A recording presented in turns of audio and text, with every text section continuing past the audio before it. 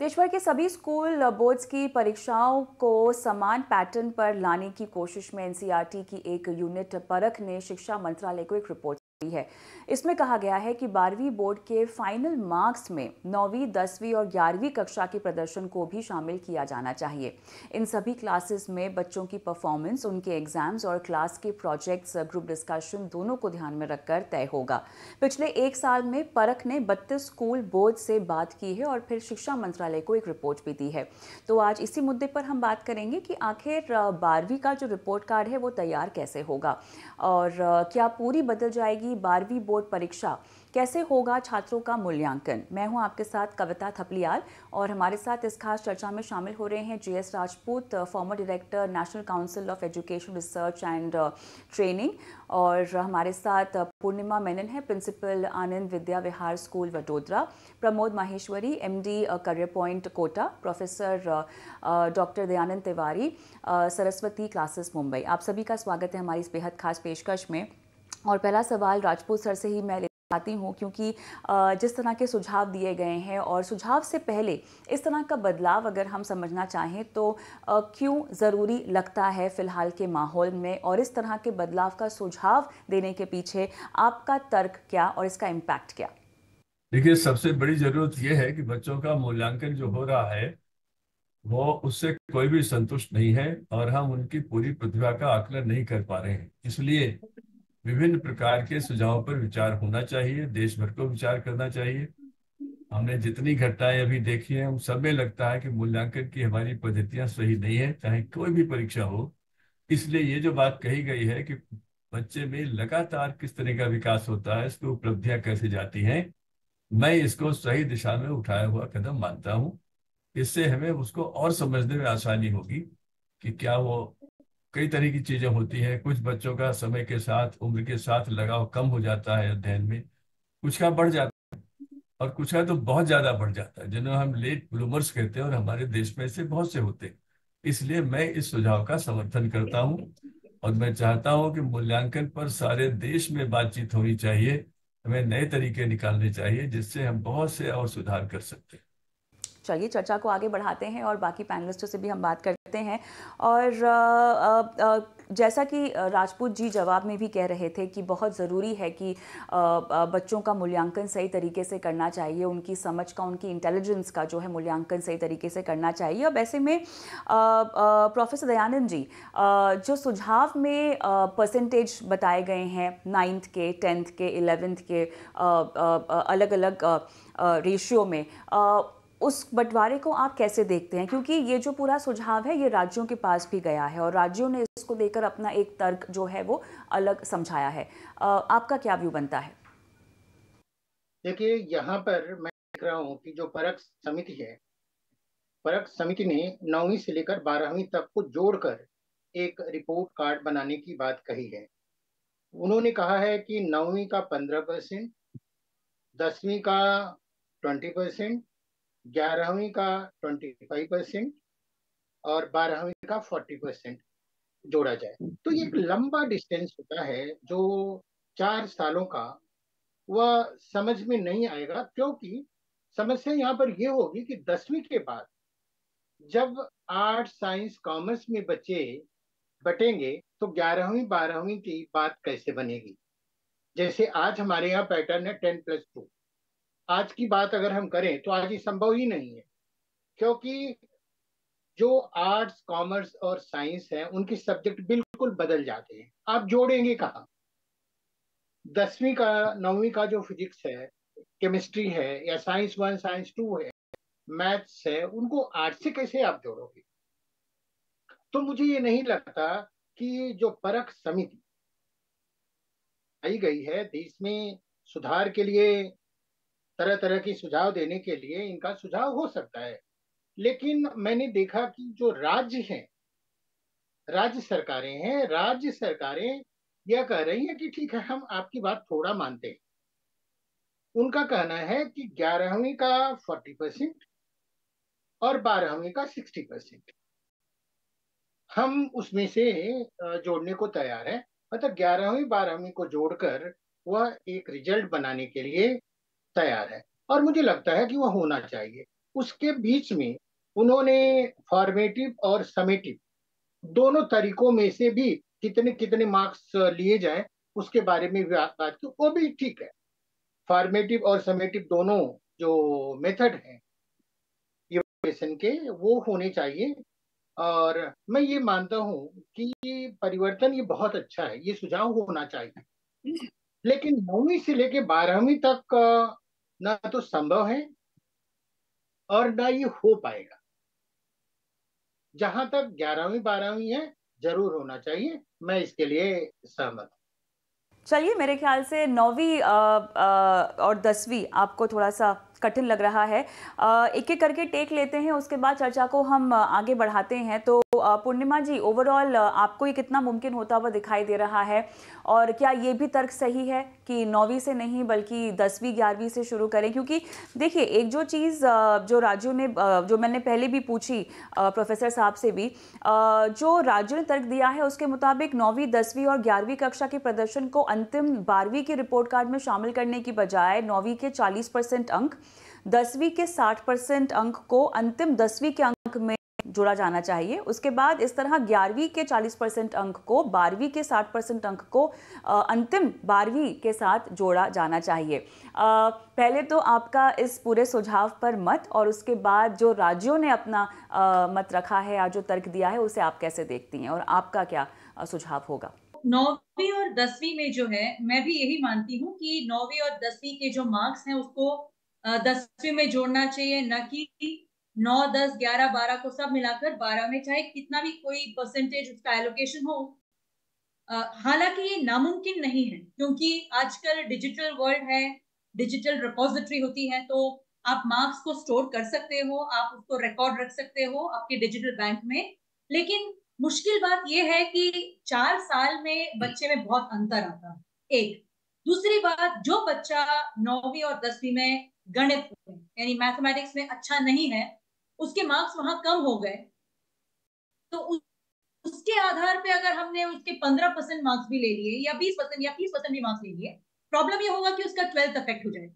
हो सकता है वो ह्यूमैनिटीज लेना चाहता था, और इसी तरह बाकी के जितने भी सब्जेक्ट स्कूल ऑफर करते हो उसमें अगर बच्चा अच्छा नहीं करता है तो उसका क्यूमुलेटिव रिजल्ट जो है, चाहे उसका कुछ भी परसेंटेज आपने लिया हो, वो इफेक्ट जरूर करेगा। सो ये प्रोसेस नामुमकिन नहीं है, बिल्कुल मुमकिन है। अगर आपके पास डिजिटल रिपोजिटरी हो, आप डिजिटल बैंक में आप स्टोर करते हो, आप आराम से रख सकते हो। बट बच्चे के साथ साफ नाइंसाफी होगी, क्योंकि 9वीं 10वीं में जो सब्जेक्ट ऑफर्ड है, जब तक कि वो 11 12 के साथ यूनिफॉर्मली यानी एक समान ऑफर नहीं किया जाता, तब तक आप इसकी तुलना नहीं कर सकते। तो ये एक प्रॉब्लम है इस पूरे सिस्टम में। अब जो राज्य सरकारें हैं उसमें भी प्रॉब्लम रहेगा, क्योंकि जो स्टेट बोर्ड है या भारत में इतने सारे अलग अलग बोर्ड हैं, इन सभी को यूनिफॉर्म तरीके से, जो कि परख का जो बनाया उसका मिशन ही यही था कि वो सारी तरह से पूरी तरीके से इस पूरे एजुकेशन सिस्टम को यूनिफॉर्म बनाए, क्योंकि हमारे यहाँ हर बोर्ड अलग क्या कहते हैं सब्जेक्ट्स को ऑफर करता है, अलग डिग्री में ऑफर करता है। तो परख का यही उद्देश्य था जब परख बनाया गया था। लेकिन जब तक कि हर राज्य सरकार अपने एजुकेशन बॉडी में एक यूनिफॉर्मिटी नहीं लाती है कि क्या सिलेबस होना चाहिए, असेसमेंट पैटर्न कैसे होना चाहिए। अभी हम यहाँ कह रहे हैं फॉर्मेटिव असेसमेंट का इतनी प्रतिशत इसकी ये होनी चाहिए, और समेटिव असेसमेंट का कि ये मतलब का ये प्रतिशत होना चाहिए फाइनल रिपोर्ट कार्ड में। लेकिन फॉर्मेटिव किस तरह से लिया जाता है, क्या उसकी परिभाषा व्यक्त है कहीं पे, किसी ने स्पेसिफाई किया है? अगर बाहर के देशों को अगर आप देखें तो हर चीज को उन्होंने स्टैंडर्डाइज किया है, हर एग्जाम को, हर परीक्षा को उन्होंने स्टैंडर्डाइज किया हुआ है। तो उसी तरह से अगर हम ये तय करें कि फॉर्मेटिव असेसमेंट क्लास 9 में फर्स्ट टर्म में ऐसा होगा, सब जगह ये होगा और क्राइटेरिया ये होगा, यानी इसके जो मुख्य मूल्य बिंदु है वो ये होंगे, उसके आधार में अगर आप मार्क्स देते, फिर भी 19-20 का फेयर तो होगा ही, फर्क तो होगा ही इसके। लेकिन इसके बावजूद कम से कम थोड़ी बहुत समानता लेके आ सकते हैं। लेकिन हर राज्य सरकार अपने एजुकेशन मिनिस्ट्री के साथ, अपने एजुकेशनल प्लान्स के साथ अगर इसको लेटर एंड स्पिरिट में, जो कि पूरे मायने में अगर फॉलो ना करें, तो बच्चे के साथ नाइंसाफी होगी। हर बच्चा अलग अलग राज्य में अलग अलग तरीके से उसका मूल्यांकन होगा। और अगर आपने नेशनल लेवल पे इसको CUET में अप्लाई किया, यानी 12th के मार्क्स को अपने common university exam entrance test में अपनाया, तो वो यूनिफॉर्मिटी नहीं आएगी। तो इसके कई सारे टेक्निकल प्रॉब्लम्स। चलिए प्रमोद जी, आप इन टेक्निकल प्रॉब्लम्स से कितना इत्तेफाक रखते हैं फिर? मुझे लगता है कि जो ऑब्जेक्टिव है परख का वो है कि कॉमन सभी बच्चों का एक कॉमन लेवल पे लाके उनका परफॉर्मेंस का इवेल्युएशन करना। बट उसका पर्पस क्या है? पर्पस है कि जो हायर एजुकेशन में वो जाना चाहते हैं वहां पर उनको इक्वल अपॉर्चुनिटीज मिले, न कि कोई पर्टिकुलर स्टेट के लिए बायसनेस बने।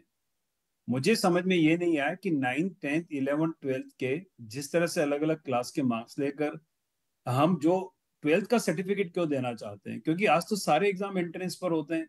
और अगर एंट्रेंस पे नहीं भी हो रहे हैं तो एंट्रेंस बनाया जा सकता है और बच्चों की एक कॉमन प्लेटफॉर्म पे उनकी जो परफॉर्मेंस उसको इवैल्यूएट करा जा सकता है एक फेयर तरीके से। तो फिर एक कॉमन 12th के बाद सर्टिफिकेट देने की क्या जरूरत है एक तरह से। और वैसे भी जो NEP का गाइडलाइन आया है उसमें तो वैसे भी बहुत ज्यादा फ्लेक्सिबिलिटी आ रही है। तो उस फ्लेक्सिबिलिटी में इसका कोई औचित्य रह नहीं जाता जो परख वाला जो सिस्टम है। और इससे हो सकता है कि ये एक एजेंडा पूरा हो जाए कि हमने सारे बच्चों को एक कॉमन प्लेटफॉर्म पे ला दिया और उनकी परफॉर्मेंस को अचीव एक लेवल पे ले आए। परंतु उसमें इतनी विसंगतियां हैं, इतनी ज्यादा कॉम्प्लिकेशंस हैं, क्योंकि हर एक स्टेट का सिलेबस, असेसमेंट पैटर्न सब कुछ अलग अलग है। तो उसको लाकर कुछ आप ऑब्जेक्टिव अचीव कर नहीं पाएंगे। और हायर एजुकेशन के लिए जो एडमिशन प्रोसीजर है उसके लिए आपको अलग से बॉडीज बनानी ही पड़ेंगी। वहां पे एक फेयर असेसमेंट सब बच्चों को इक्वल अपॉर्चुनिटी देते हुए करना ही पड़ेगा। तो फिर इस 12th के अगर मार्क्स की मार्कशीट को पूरा बदल भी देंगे तो उससे हासिल क्या होगा, मुझे ये शायद समझ में नहीं आ पाया। शायद एक एजेंडा लेकर चले थे कि कॉमन करिए, इसलिए सब कुछ करा गया है या प्रपोज करा गया है, जो शायद हो सकता है कि जिन लोगों ने एनालाइज करा उनके ऑब्जेक्टिव में सही हो। परंतु मुझे लगता नहीं कि इससे कोई फायदा होगा या कोई ऑब्जेक्टिव अचीव कर पाएंगे। हालांकि ये एक अलग तरह का तनाव बच्चों में और ला देगा कि मेरे 9th क्लास का मैथ्स खराब हो गया था तो मेरा ओवरऑल 12th तक इसका इम्पैक्ट आने वाला है, या मेरा 10th क्लास का मार्क्स खराब हो गया था तो उसको अपॉर्चुनिटी दोबारा नहीं मिल रही है। तो अभी तो रीस्टार्ट हर क्लास के बाद, तो the student should be given the काफी उम्दा, जी प्रमोद जी आपने ये काफी उम्दा बात बताई है, क्योंकि बच्चों पर दबाव भी आ सकता है। मेरे ख्याल से इस पहलू पर किसी ने चर्चा नहीं की, इस पहलू पे किसी ने शायद सोचा भी नहीं। प्रोफेसर साहब, आप कितना सही मानते हैं? क्योंकि हालांकि हम एकरूपता लाने की कोशिश कर रहे हैं और हम चाह रहे हैं कि खासतौर से जो वीकर बच्चे हैं उनको और मौके दिए जाएं, और इसीलिए मेरे ख्याल से 9th स्टैंडर्ड से जो है इसको एग्रीगेट लाने की बात हो रही है। लेकिन प्रमोद जी ने बहुत इंपॉर्टेंट बात हाईलाइट की है कि बच्चे पर तो 9th से ही प्रेशर आ जाएगा अपने 12th के रिजल्ट्स का। कैसे देखते हैं आप इसको प्रोफेसर साहब? पहली बात तो ये है कि परख समिति ने चाहे जो भी कहा हो, पहला तो मुझे लगता नहीं है कि ये संभव हो पाएगा इस देश में। जैसा कि अभी सर ने और मैडम ने भी बताया कि सभी के सिलेबस बिल्कुल अलग अलग हैं, और आखिर में उसे लाकर आप बताना क्या चाहते हैं? अगर एक फॉर्म पर आपने बना दिया कि पूरे देश में इवैल्यूएशन सिस्टम एक जैसा हो, लेकिन उसका मतलब क्या हुआ? आगे चलकर उसका फायदा क्या हुआ? उस सर्टिफिकेट से कोई भी फायदा आगे मिलने वाला है नहीं। जब नीट करना है बच्चों को मेडिकल में जाने के लिए, जेई मेन और एडवांस करना है इंजीनियरिंग में जाने के लिए, जैसे मैं महाराष्ट्र में हूं तो MSCT करना है इंजीनियरिंग में जाने के लिए, जिसमें 12th के लगभग कुछ है ही नहीं। 12th का सिर्फ इतना दिखाया गया है 50% मार्क्स होना चाहिए या 75% होना चाहिए, तो उसका मतलब कुछ बनता नहीं है। समिति को एक जिम्मेदारी दी गई थी, उसको एक रिपोर्ट देना था, उन लोगों ने एक रिपोर्ट दे दिया, मैं इतना ही मानता हूँ। इसमें कोई बहुत बेसिक चीज समझ में नहीं आ रही है, लेकिन मैं ये जरूर कहूंगा कि 9वीं 10वीं एक साथ हो सकता है, 11वीं 12वीं एक साथ हो सकता है। और जैसे कि मैडम ने ये बात की कि फॉर्मेटिव और समेटिव की, सबसे पहली बात तो ये है कि मैडम बिल्कुल सही कह रही थी कि इस देश में कितने शिक्षक हैं जिनको फॉर्मेटिव और समेटिव में आता है, वो जानते हैं इस बात को, इसका एक्सप्लेनेशन नहीं जानते। तो पहले तो ये देश के लोगों को बताया जाए तब जाकर ये निकालें।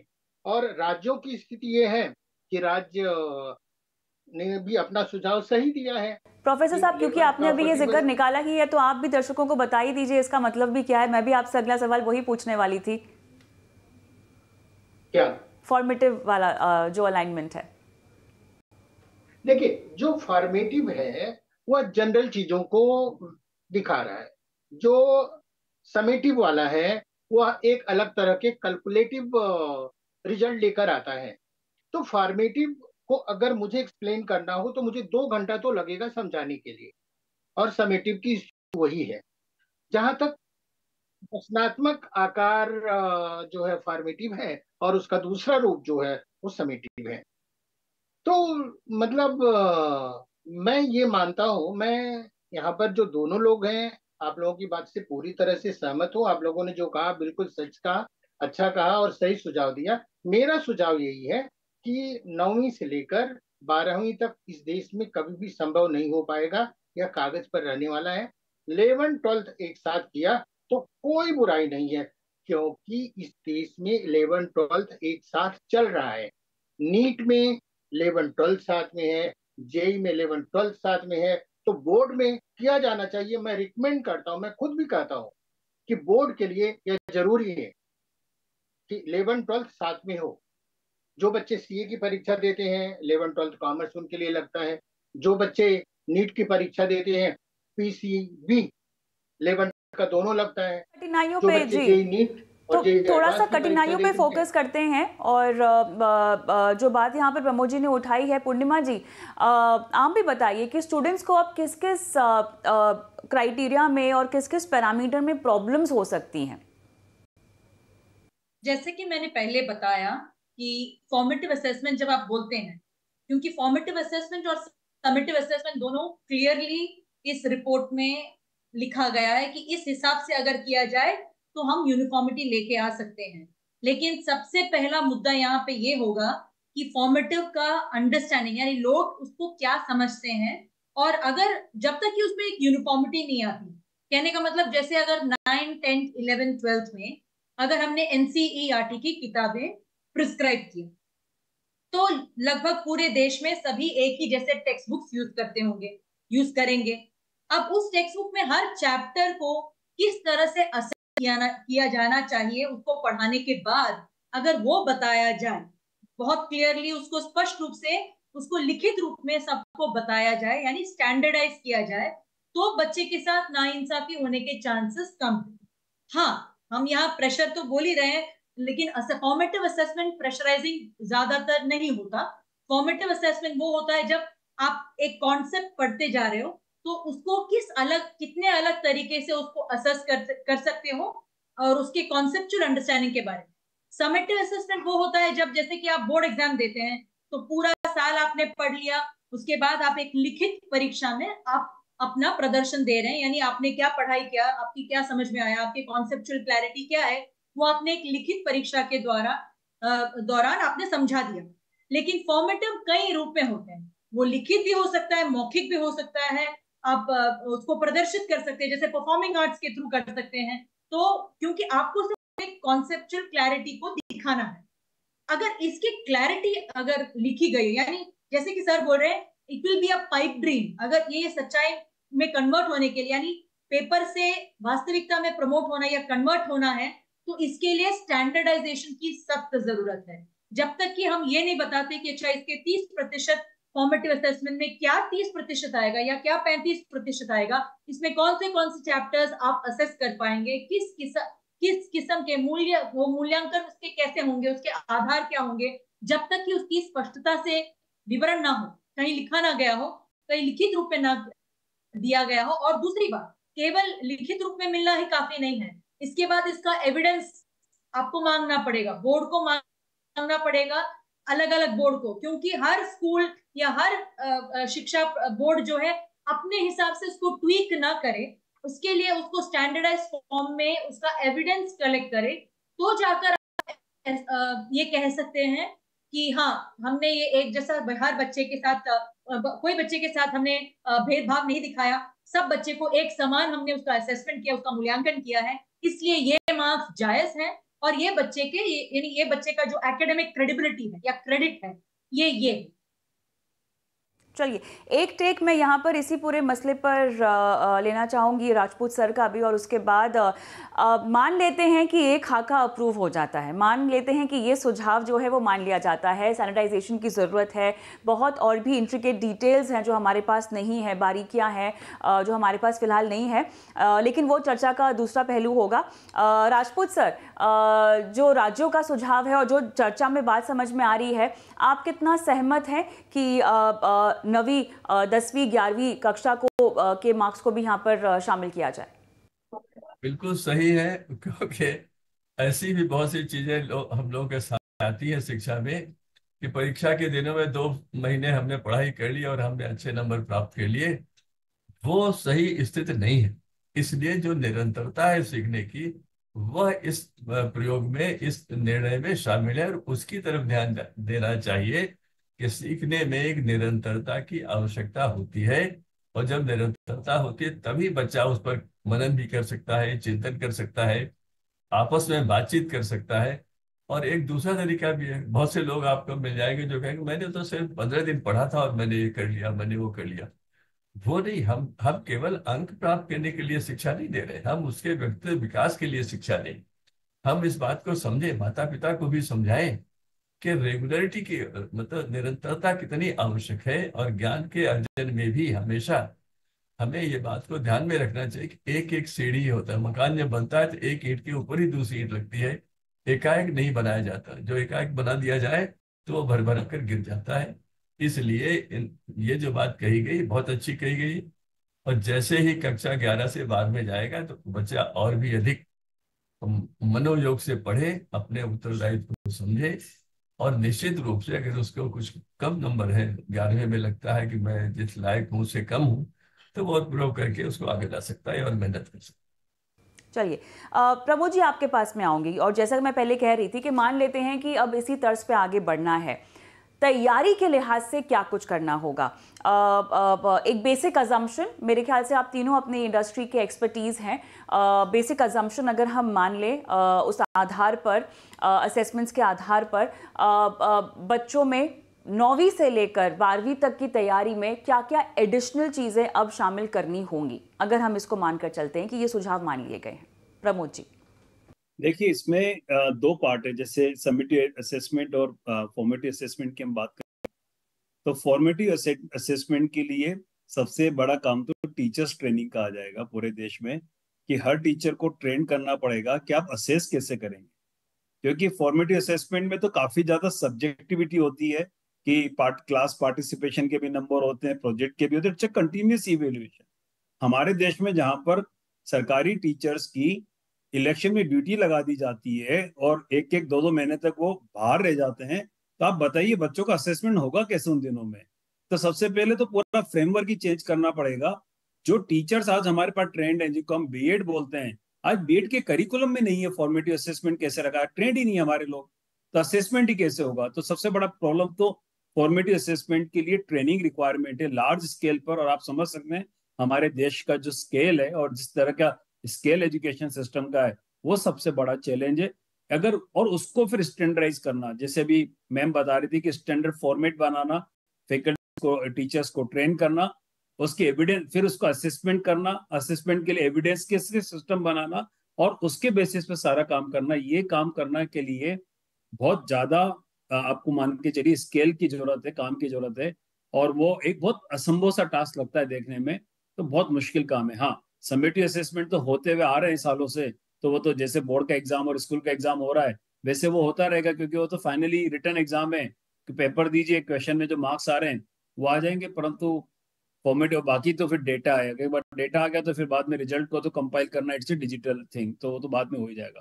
तो मुझे लगता है कि फॉर्मेटिव असेसमेंट के लिए अभी हमारा देश तैयार नहीं है। आप स्कूल की बात छोड़िए, मैं यूनिवर्सिटीज के साथ भी काम करता हूँ, और यूनिवर्सिटीज में भी फॉर्मेटिव असेसमेंट करने के लिए यूनिवर्सिटी प्रोफेसर्स को समझ में नहीं पड़ता। एनईपी में बाकायदा गाइडलाइंस में है कि आप कंटिन्यूस इवेल्युएशन करिए, परंतु आज भी यूनिवर्सिटी फाइनल एग्जाम के नंबर देकर बच्चों को पास फेल, तो ये एक बहुत बड़ा चैलेंज है। इसके लिए तो पूरा का पूरा एजुकेशन सिस्टम को एक बदलाव लाना पड़ेगा। बदलाव जरूरी है, आवश्यक है, फॉर्मेटिव असेसमेंट होना चाहिए, परंतु उसकी जो ईमानदारी से वो हो और सही हो, उसके लिए शायद अभी हम तो तैयार नहीं है, हमारा देश तो तैयार नहीं है।